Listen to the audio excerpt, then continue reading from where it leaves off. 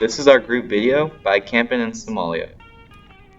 Somalia is located on the Horn of Africa, east of Ethiopia and bordering the Gulf of Aden and the Indian Ocean.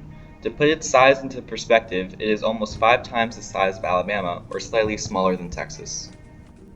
It is the home to over 10 million people, with the majority being Muslim. The economy is ruled by agriculture, accounting for about 40% of its GDP and more than 50% of its export earnings. However, with the combination of an absent government and a lack of formal education, Somalia is considered one of the most lawless corners of the planet.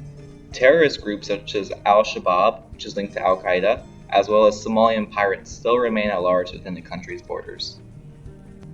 In order to counteract the problems that Somalia currently faces, we plan to use our budget of $1 billion to address the issue of health by building new hospitals, raising education levels and literacy rates by increasing the number of schools and training more teachers, and lastly, repairing the economy by stabilizing the government and creating new jobs. Somalia's public health system currently struggles with two overwhelming issues due to a lack of proper resources and training. Maternal issues during pregnancy and infant mortality rate are a large cause of death in Somalia. Death during pregnancy occurs in 1 out of every 12 mothers, ranking 3rd in the world. Infant mortality rate also ranks 3rd worldwide, with 1 out of every 7 children not reaching the age of 5.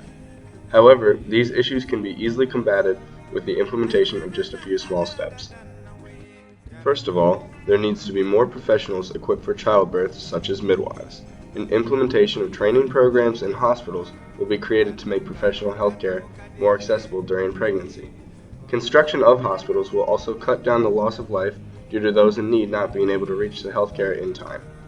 In addition, hospitals will be better equipped with tools needed for successful child delivery.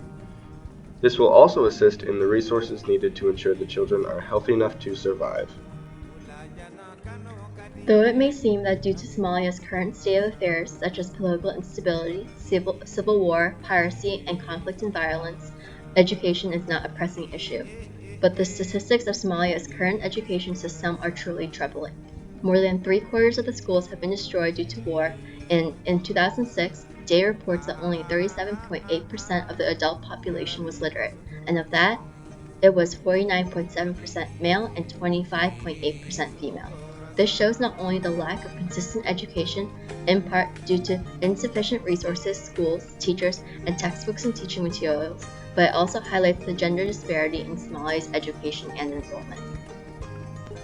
Solutions to combat the poor literacy rates in both men and women and low enrollment rates include rebuilding schools, promoting consistent enrollment starting from primary school, encouraging more people to become teachers through incentive programs, increasing student enrollment through incentive programs for parents whose children attend school, improving quality and access of girls' education, and increasing security measures to protect children and students from the surrounding conflict and violence. Somalia's economy needs significant reform for it to truly blossom. Somalia's economy is based mostly on livestock exports to the UAE and Yemen. So, one might ask, why is this considered a problem? Somalia's gross domestic product per person is a mere $400. So, what can be done to solve Somalia's economy problem? Somalia must join the World Trade Organization and begin trading with the United States and European Union. This will provide valuable income for the Somali, since there will always be a demand for their main export, livestock. However, livestock will only make Somalians so much money. In order to increase Somalia's income, more jobs must be created, specifically for the Somali youth. Not only will this prevent the youth from resorting to join Al-Shabaab or other terror or pirate groups, but will provide Somalia with a bright economic future by instilling the idea of a job into the minds of the young. A way youth jobs can be created is by building fishing piers for easy access to the sea. These piers would increase fish exports as well as a place for the youth to work. In Somalia, there are clearly many risks that workers sent there may be liable to, such as exposure to violence from Al-Shabaab, as well as the potential for malnutrition or water diseases. However, specifically in regards to our plan, the broad risk that applies to all aspects is the importance of internal validity and legitimacy. If the Somalian people feel as though outside forces are pushing their thoughts, then they will be less likely to accept them, as happened in many situations with Ethiopia and Kenya. This means that there must be education for and from the Somalis. A tempered approach to health and trading with the U.S. must be done carefully, or else it will not be effective.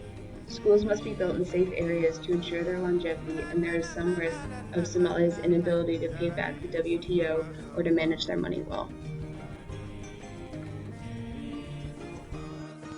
The grant will be split, with education receiving $300 million, the economic efforts receiving $264 million, and the health receiving $436 million. The money for education will cover costs such as the $13,000 needed to build per school, training and paying teachers at about $100 per month. The money for economic efforts will go to small loans and the buying and building of piers and boats. For the health aspect, this will cover many hospitals and training of more than 15,000 midwives.